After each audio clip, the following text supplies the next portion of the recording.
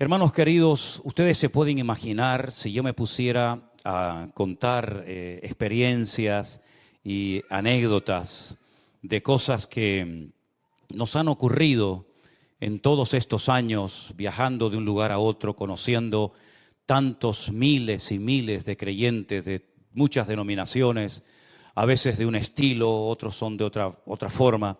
Pero algo que me ha llamado mucho la atención, y es de lo que en el fondo yo quiero hablar, es el tema de la conversión. El título de este mensaje de hoy es El milagro más grande, sin lugar a dudas, es la conversión. En mi caso particular, y perdonen que ponga mi ejemplo como primero, yo me convertí instantáneamente.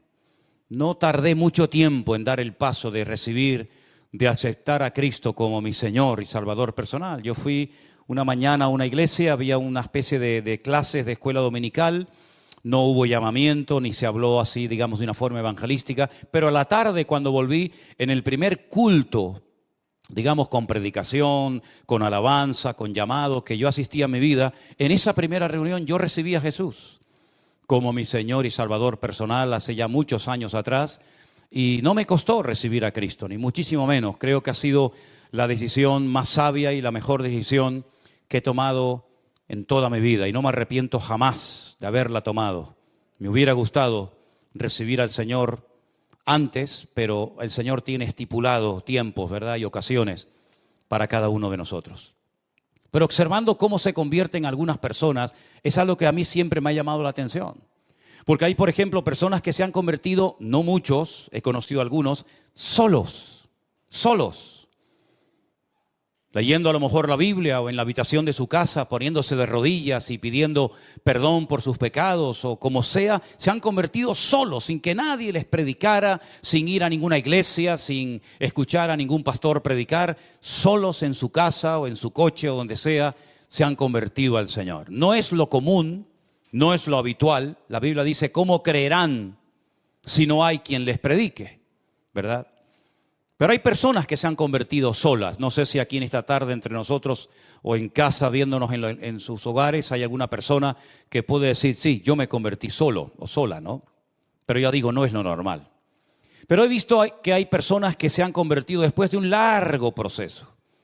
Personas que han estado asistiendo días, semanas, meses, no sé si años a una iglesia. Y al final, después de haber escuchado docenas de sermones, de haber cantado muchas canciones y de haber oído muchos testimonios, finalmente toman el paso de aceptar al Señor Jesús como su Salvador personal, ¿verdad? Sin embargo, hay otras personas como yo que lo hicimos instantáneamente y hay otras personas que se han convertido, pero les ha costado. Han tenido que tocar fondo, lo han perdido ya todo, menos la vida. Han perdido el trabajo, han perdido la familia, han perdido salud, han perdido prácticamente todo. Y al final, cuando ya no les queda nada, es cuando deciden por fin definitivamente recibir a Jesús y darle una oportunidad en su vida, ¿no? También he conocido personas que se han convertido por miedo. Me explico. Miedo ante la condenación eterna, miedo ante el juicio venidero, miedo ante estar eternamente excluido de la presencia de Dios. Y por temor, ¿verdad? Por miedo, ese miedo sano y reverente, han decidido cambiar de vida y seguir a Cristo todos los días de su vida, ¿verdad? Dice la Biblia que el principio de la sabiduría es el temor a Dios. Pero en ese mismo libro de Proverbios hay otro versículo que se parece mucho, que dice que el principio de la sabiduría es aborrecer el mal. Y hay gente que viendo la mala vida que han llevado, los malos caminos y las pésimas decisiones que tomaron en su vida, por temor a condenarse, por temor a perderse, pues deciden al final dar el paso. Sea como sea, para mí el ver a una persona convertida, para mí es el milagro más grande de todos los que uno puede experimentar en la vida. Porque es el único milagro que Satanás no puede imitar. Otros milagros sí los puede y de hecho a veces los imita. Pero el milagro de la conversión, el transformar una vida, el diablo, ese milagro, no lo puede experimentar. No lo puede hacer que otra persona tenga esa experiencia si realmente no ha aceptado al Señor. Ahora, toda verdadera conversión tiene que tener 3 elementos fundamentales. Yo los voy a mencionar y a continuación se los voy a explicar para que queden bien claros estos conceptos. Toda verdadera conversión tiene que tener justificación, regeneración y adopción. Empecemos por la primera. La justificación es la palabra que se emplea en la Biblia para decir que el pecador ha sido declarado justo, limpio de pecado, como si nunca hubiese pecado, borrón y cuenta nueva. Si prefieres utilizar el término nacer de nuevo, lo puedes hacer. Dice la Biblia en Romanos capítulo 5 que justificados pues por la fe tenemos paz para con Dios por medio de nuestro Señor Jesucristo. Dios no justifica al pecado, lo que justifica es al pecador arrepentido. Ser declarado justo, presentarte delante de Dios sin tener que avergonzarte una vez que le has recibido y aceptado como tu Señor y Salvador personal. Saber que eres libre de toda condenación, como dice la Biblia, de modo que si alguno está en Cristo, nueva criatura es. Las cosas viejas pasaron, he aquí todo es hecho nuevo. Y ahora no hay ninguna condenación, ninguna, hermanos, ninguna, para los que están en Cristo Jesús. Los que no andan conforme a la carne, evidentemente, sino conforme al Espíritu. ¿Saben lo maravilloso es que ser libre de toda condenación y poder orar, poder cantar a Dios, poder honrar al Señor, sabiendo que todos mis pecados han sido perdonados por el amor de Dios? ¿No es maravilloso, hermanos? ¿No es maravilloso? ¿No se merece un fuerte amén el Señor? Y un aplauso también, ¿por qué no? Es una maravilla. Libres, libres, aleluya. Qué maravilloso es la libertad, ¿verdad? Terrible el libertinaje, pero la libertad gloriosa que tenemos ahora en Cristo es realmente un privilegio. Eso es ser justificado, eso es lo que conocemos como la justificación. Pero la regeneración es el cambio tanto instantáneo como progresivo que se lleva a cabo en una vida que ha nacido de nuevo. Está claro que nuestros pecados son perdonados instantáneamente, pero nuestra vida no cambia instantáneamente. Entramos en un largo proceso, ¿verdad? Y ahí el Señor comienza a moldearnos, ahí el Señor comienza a tratar con todas y cada una de las áreas de nuestra vida. Comienzan a salir cosas que ni siquiera sabíamos que las teníamos. Es como cuando calientan el oro y entonces comienzan a salir todas las impurezas y las van quitando, ¿verdad? Y eso es lo que ocurre después de haber sido justificados por el Señor. Que el Señor comienza a tratar con nuestro carácter. El Señor comienza a tratar con cosas de nuestro pasado que todavía en nuestra mente nos juegan o les gustaría jugarnos malas pasadas, ¿verdad? Y el Señor comienza a transformarnos, comienza, digamos, a moldearnos. Y en vez de parecernos al diablo, comenzamos a parecernos a Cristo. Cuando el hombre pecó, comenzó a hacer cosas que son típicas del diablo. Comenzó a matar, comenzó a odiar, comenzó a mentir, comenzó a tener celos, envidias, pleitos, iras. Esas son las características de una persona que está bajo la cobertura del diablo. El hombre comenzó a parecerse al diablo después de pecar y desconectarse de su Dios. Pero cuando recibimos a Cristo en nuestros corazones como nuestro Señor y Salvador personal, con el paso del tiempo nos vamos pareciendo cada vez más a nuestro Señor Jesucristo. Y comienza a manifestarse lo que la Biblia llama o indica como el fruto del Espíritu Santo que mora en nosotros. Comenzamos a amar cosas que antes odiábamos.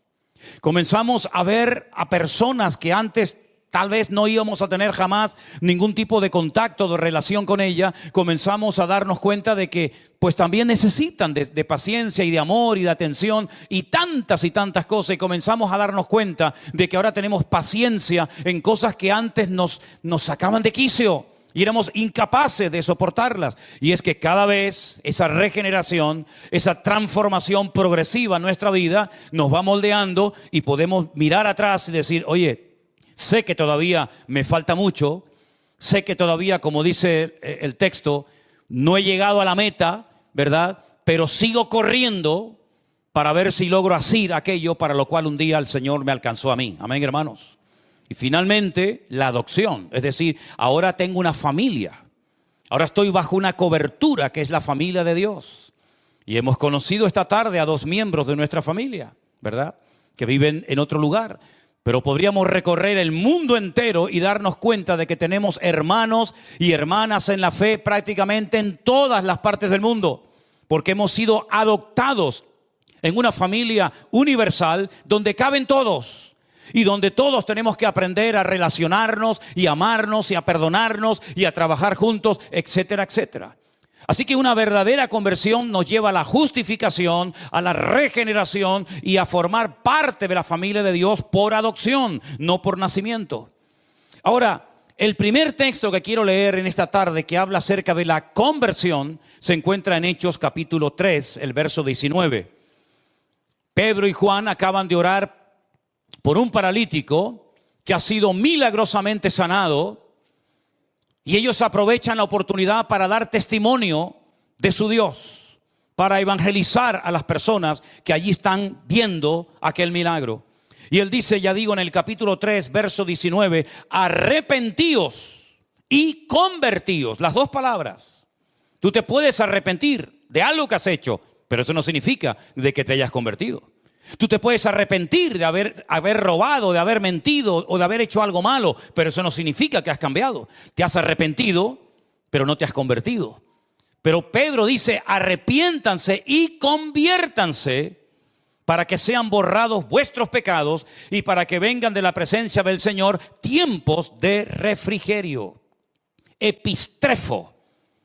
Esa palabra rara, esa palabra griega es la palabra que se traduce en el Nuevo Testamento como la palabra convertidos o conversión, epistrefo, que significa dar la vuelta, dar marcha atrás, cambiar de dirección, ir en una dirección contraria a la que iba. Lógicamente, una verdadera conversión se produce cuando hay un verdadero y genuino arrepentimiento por nuestra parte. No un remordimiento de conciencia, no un dolor por haber perdido cosas que las tenía, pero que por mi mala cabeza o mis malas decisiones las he perdido, sino que hay un arrepentimiento genuino de no volver, de no querer volver a cometer el mismo pecado que durante tiempo me conquistó y me dominó. Cuando hay un verdadero arrepentimiento, se puede decir que hay una verdadera conversión y un genuino deseo de cambiar. Y un genuino deseo de honrar y de servir al Señor, que tal vez antes no creíamos en Él, pero que ahora nos hemos dado cuenta de que lo amamos y lo conocemos. Y de alguna manera queremos esforzarnos por servirle y por honrarle todos los días de nuestra vida. Ahora, no tenemos que confundir el venir a la iglesia con convertido. Porque hay gente que puede venir a la iglesia toda su vida. De hecho, hay gente que ha nacido, por así decirlo, en el seno de una iglesia. A lo mejor desde el vientre de su madre, ya su madre lo traía a los cultos. Y cuando este niño, esta niña nació, comenzó a ir a la escuela dominical y comenzó a asistir a algún campamento y comenzó a ir a algún retiro. Pero eso no significa de que sea convertido.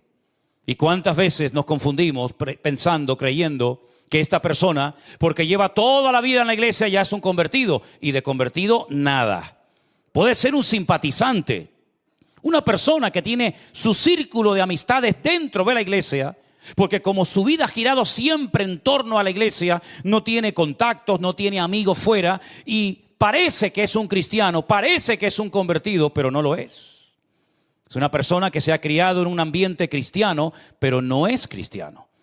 Muchas veces cuando voy navegando en esos largos viajes que me pego en barco, pues hermano, yo voy navegando por el mar, pero el mar, gracias a Dios, no entra donde yo estoy. Estoy rodeado de agua, pero yo voy en el barco y el barco, gracias al Señor, está por encima del agua. Imagínense ustedes, ¿no? Así que tú puedes estar rodeado de cristianos, en un ambiente cristiano, en un retiro, en un campamento, en una convención cristiana, y eso no significa de que tú también seas un hijo de Dios. Porque la salvación es personal e intransferible. Tú no te puedes convertir por tu hijo, ni tu hijo se puede convertir por ti. Claro, evidentemente, si tú te conviertes, tú eres ya una luz para tu familia. Tú ya tienes un mensaje y un testimonio que dar a tus compañeros de trabajo, en el lugar donde vives.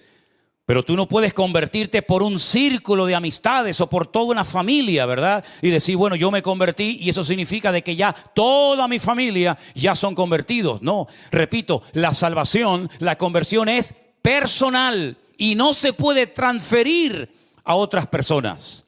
Y también hay que decir que la salvación es instantánea. O eres o no eres. O estás dentro del reino o fuera del reino. O estás conmigo o estás contra mí. O eres realmente convertido y tu nombre hoy, en este momento, en este preciso instante, está inscrito en el libro de la vida, o tu nombre no aparece por ninguna parte. Y si tú murieras hoy, no irías jamás a la presencia del Señor. ¿Cómo ha sido tu conversión, hermano? ¿Recuerdas ese día, ese lugar, esa hora? Aquel sitio donde el Señor tocó tu alma y tocó tu corazón.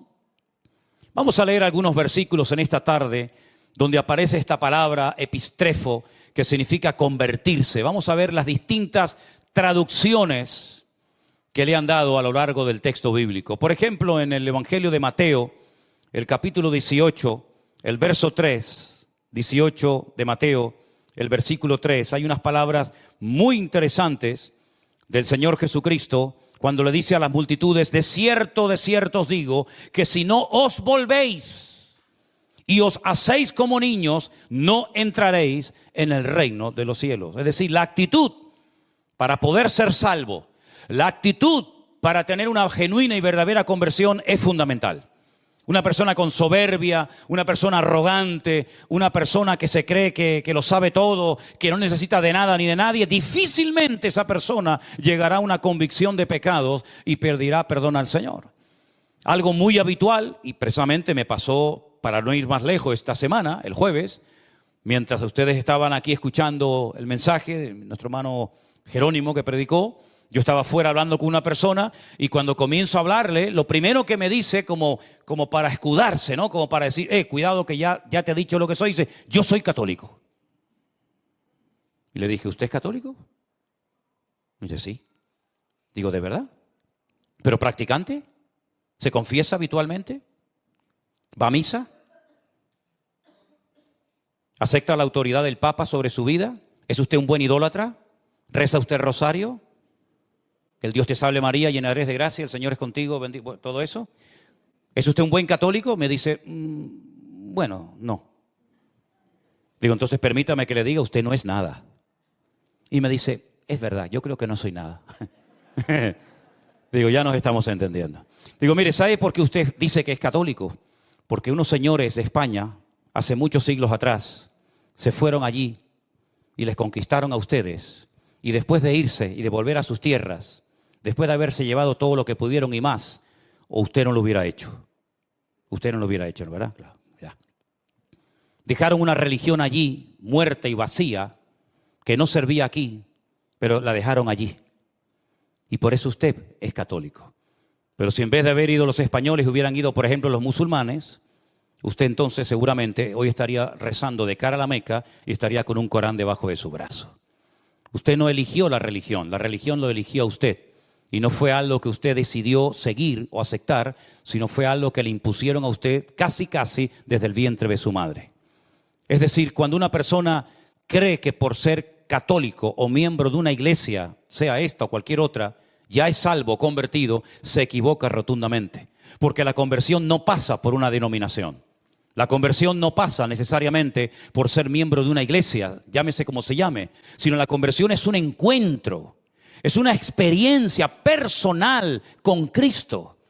Yo me arrepiento, yo reconozco que soy un pecador, yo reconozco que me he equivocado. Eso de que no, yo siempre he creído, no dudo de que usted siempre haya creído, pero déjeme que le recuerde a alguien, el más creyente del mundo, el que nunca ha dudado de la existencia de Dios, el que cree que los 66 libros de la Biblia, desde el Génesis 1:1 hasta la amén de Apocalipsis, es palabra de Dios, el que cree en el Padre, en el Hijo, en el Espíritu Santo, el que cree en el cielo, en el infierno, el que cree en las parábolas, las profecías y las promesas, el que nunca jamás ha dudado de la existencia de Dios, es nada más y nada menos que un caballero llamado Satanás, el diablo.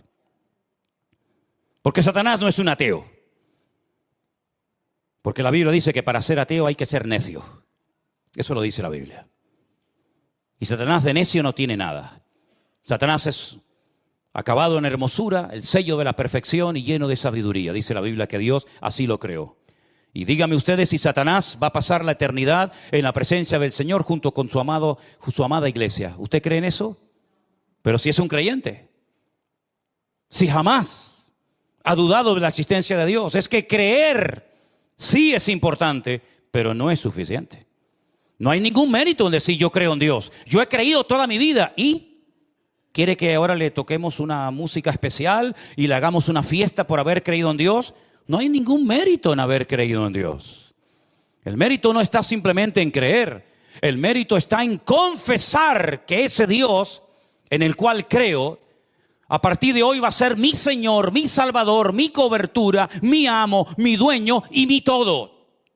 Y yo le rindo a Él mi vida y entonces es cuando comienzo a experimentar el gozo de la salvación, porque uno no nace salvo y luego con el paso del tiempo se condena, sino que uno nace condenado y hay un momento puntual en la vida en el que tú te conviertes y experimentas el nuevo nacimiento. Y de nada sirven las teorías. Un hombre principal entre los judíos que se sabía muchos libros de memoria de la Biblia, más que cualquiera de nosotros, le dijo al Señor: Señor, sabemos que has venido como maestro, porque nadie puede hacer las señales que tú haces si no está Dios con él. El Señor se le queda mirando y le dice: mira, Nicodemo, escúchame una cosa. Si tú no naces de nuevo, tú no puedes ni ver ni entrar en el reino de los cielos. Ni ver ni entrar. Me llama mucho la atención esos dos verbos. Porque podía haber dicho: podrás ver el reino, podrás ver la gloria, pero no entrarás en ella. ¿Por qué le dijo ni ver ni entrar? Porque ellos casi reverenciaban al que llaman Moshe Rabenu. Moisés es nuestro maestro. Y se dirigen a él con un respeto tremendo, ¿verdad? Y ellos saben perfectamente que Moisés no entró en la tierra prometida, pero vio la tierra prometida. La vio desde la frontera de lo que llamaríamos hoy en día Jordania. El Señor le dijo: no vas a entrar, te lo he dicho, pero te voy a permitir ver la hermosura de la tierra prometida. Y dice que milagrosamente le permitió ver toda la tierra de Canaán, toda la tierra que fluye leche y miel, pero no entró en ella. Pero en el caso tuyo, Nicodemo, toda la Torá que te sabes de memoria, todos los 613 mandamientos que has aprendido de memoria desde tu más tierna infancia, toda tu circuncisión y todo lo que te sabes de memoria no te va a servir ni siquiera para ver el reino si no naces de nuevo. Así que tienes que nacer de nuevo para poder ver, para poder entrar y para poder disfrutar de ese reino. Y lo dejó planchado porque no entendía nada. Y le dice: pero esto es imposible. Pero lo que me estás proponiendo es que me vuelva otra vez a meter en el vientre de mi madre y nacer de nuevo. Yo no puedo hacer eso. No hay nadie que pueda hacer eso. Y el Señor le explica que no es ese tipo de nacimiento, ¿verdad? Sino es el nacimiento espiritual, ese encuentro con Cristo, ¿verdad? Y como he dicho en varias ocasiones, si tú has nacido una vez, vas a morir 2 veces. Pero si tú has nacido 2 veces, solamente vas a morir una sola vez. Algunos dirán: no entendí nada. Pues ahí te lo dejo. Te lo vuelvo a repetir: si has nacido una vez, mueres 2 veces. Y si has nacido 2 veces, solamente morirás una sola vez. La semana que viene le explico por qué. Eso es lo que dice la palabra. Que tenemos que hacernos como niños. Hay un cambio de actitud. Ya no me escudo, ya no me escondo detrás de una enseñanza religiosa, llámese como se llame, sino que incluso tengo que tener la actitud de un niño dependiente de mi Dios y de mi Padre, sabiendo que no es por mis méritos, por mis buenas acciones, por mis buenas obras que obtengo en la salvación de mi alma, sino por los méritos de aquel que nosotros lo llamamos nuestro Señor Jesucristo. ¿Cuántos dicen amén? Hay otro texto en Lucas, capítulo 22, verso 32, donde también aparece esta palabra griega que ya la hemos mencionado. Lucas 22, 32. Priscila nos va a leer ese texto, por favor. Pero yo he rogado a ti que tu fe no falte, Y tú, una vez vuelto, confirma a tus hermanos. Una vez vuelto, es decir, tienes que volver. ¿Volver de dónde? Del camino de apostasía que has escogido, Pedro. Tú te has desconectado de mí, tú has renegado de mí y de mi nombre. Tú has dicho públicamente, no lo conozco, no sé quién es ese hombre. Tienes que volverte, tienes que ir al epistrefo, tienes que volver atrás y volverte a quién, a Dios, para que Él te vuelva a perdonar, para que Él te vuelva a restaurar y poner en primera línea donde estuviste, pero que saliste porque me negaste públicamente, y todos lo sabemos, ¿verdad? Una vez más, vemos ahí cómo esta palabra se traduce como volver, retroceder. No sigas por ese camino porque vas mal. Hay un proverbio que ustedes saben, muy conocido, que dice, hay caminos que al hombre le parecen derechos, pero su fin son caminos de muerte. Si la hermana que el otro día me mandó un WhatsApp diciendo que puedo tener problemas en la mano del metacarpiano porque cojo mucho el micrófono, no se haga ningún problema, hermana. Estoy perfectamente de los metacarpianos y de todas esas vainas. Hechos capítulo 26. Gracias por su preocupación, hermana, pero cada día estoy mejor. Diga al débil, fuerte soy, y Él renovará nuestras fuerzas como el búfalo, dice la Biblia. Estarán vigorosos y verdes. Algunos están verdes, Algunos.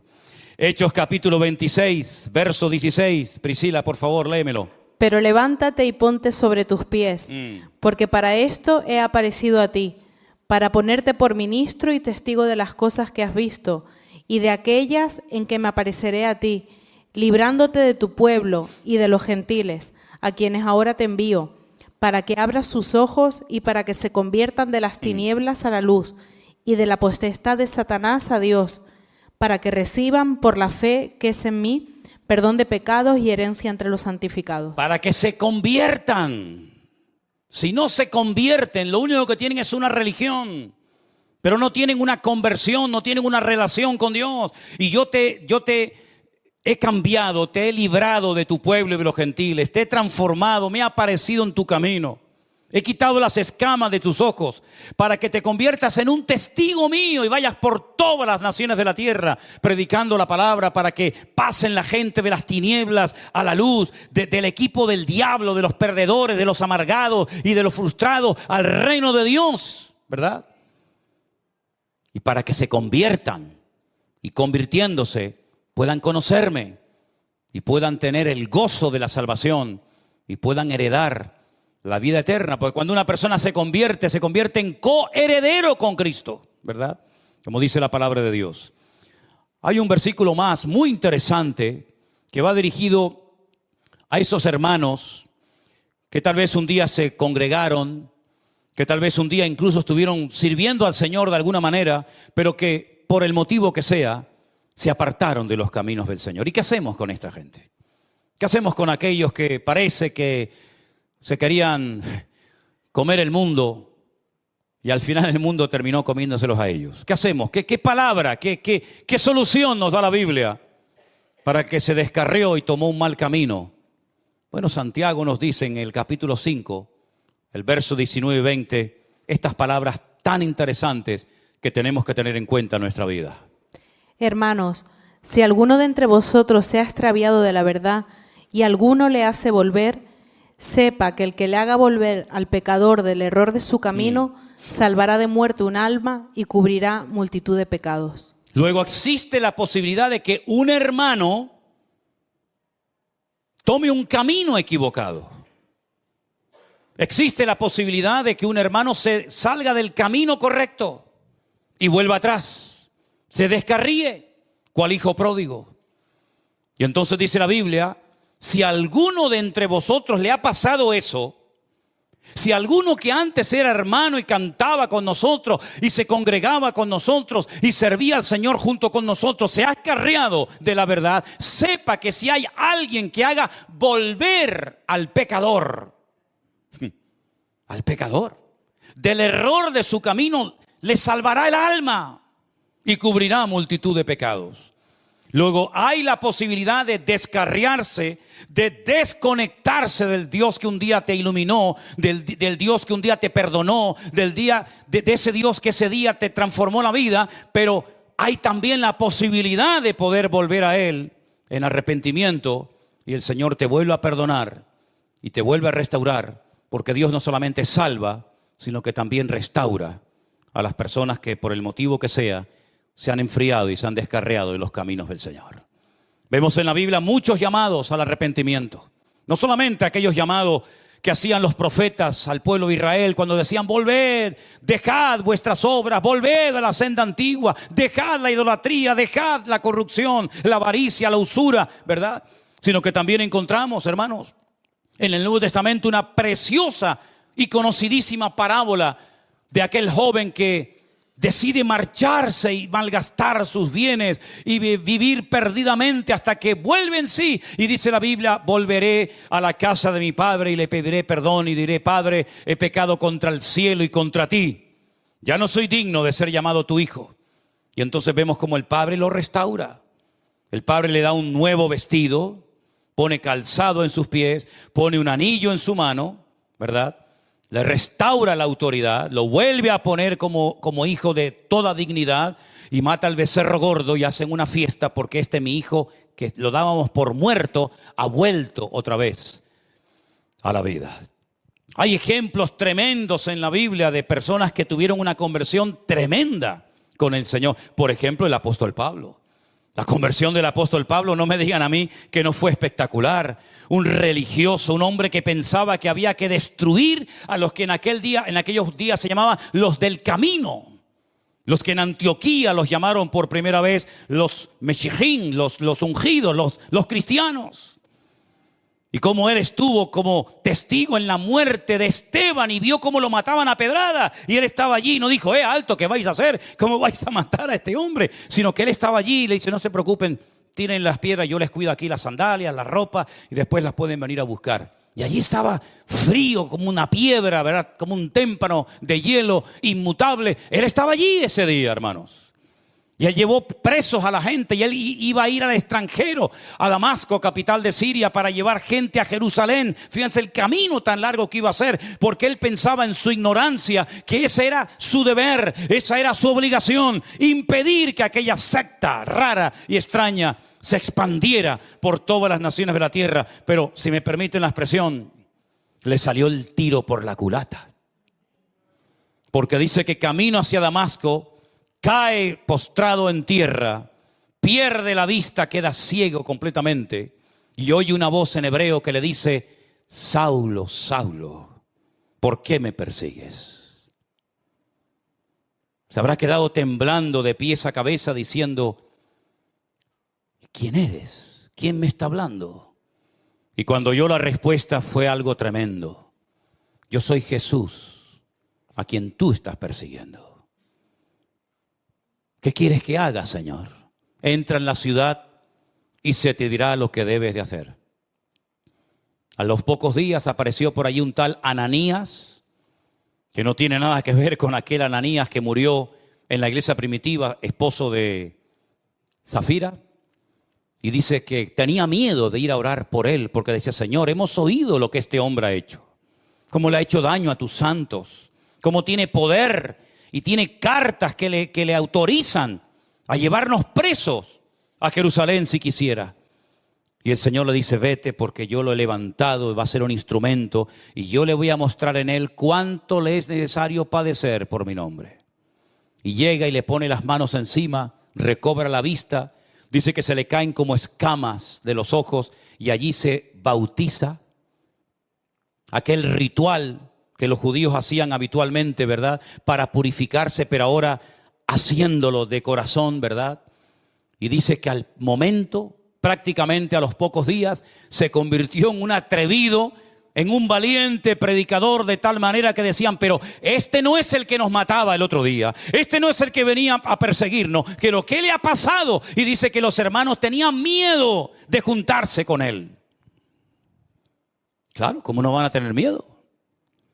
Pero sin embargo, un hermano llamado Esteban dijo: ven, Pablo, ven, yo te voy a presentar a los hermanos. Hermanos, no tengan miedo, les presento aquí a nuestro hermano Saulo de Tarso, que a partir de ahora se va a cambiar el nombre, se va a llamar Pinjas o Pablo, y él es un hermano nuestro en la fe.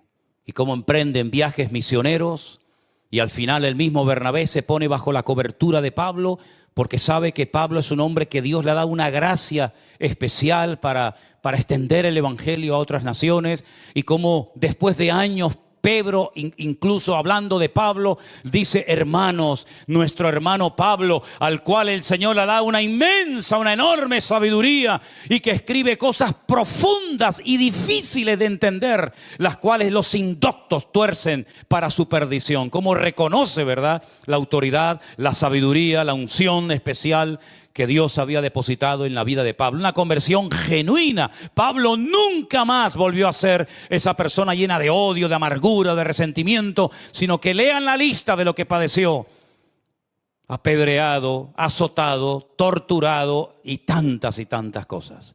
Una conversión genuina. Amén, hermanos. No me digan a mí que la conversión no es el milagro más grande de todos los que podemos observar a lo largo de nuestra vida.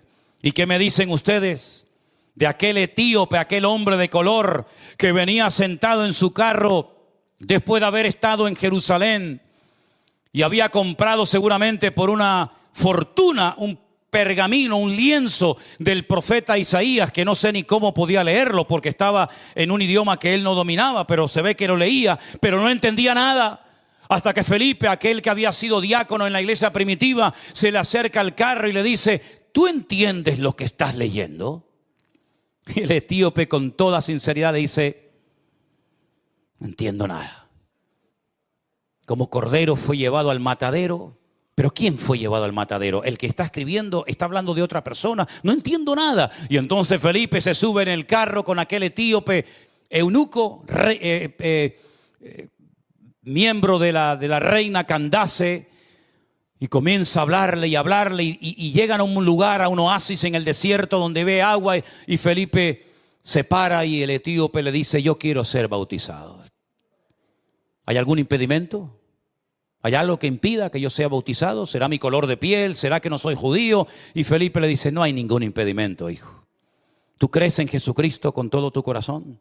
Dice: sí creo. Dice: pues vamos a bautizarte. Una conversión genuina.